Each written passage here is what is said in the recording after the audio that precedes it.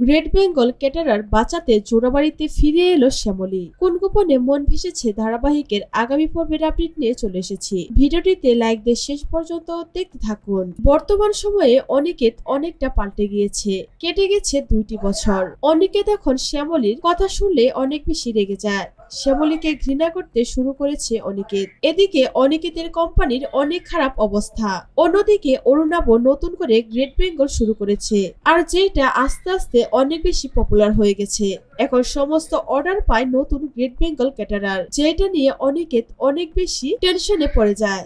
তারা এবার কি করে তাদের কোম্পানিটা সামনের দিকে এগিয়ে নিয়ে যাবে। তখন অনিকেতের বাবা বলতে থাকে, এখন যদি শ্যামলীমা থাকতো তাহলে এইরকমটা হতো না। অনিকেত যেটা শুনে অনেক বেশি রেগে যায়। অনিকেত বলতে থাকে, এই নামটা এই বাড়িতে আর কখনোই আসবে না। আমি বলে দিয়েছি এই নামটার কখনো উচ্চারণ করবে না। অন্যদিকে শ্যামলী নিউজে দেখতে পাবে গ্রেট বেঙ্গল ক্যাটারারের এইরকম অবস্থা।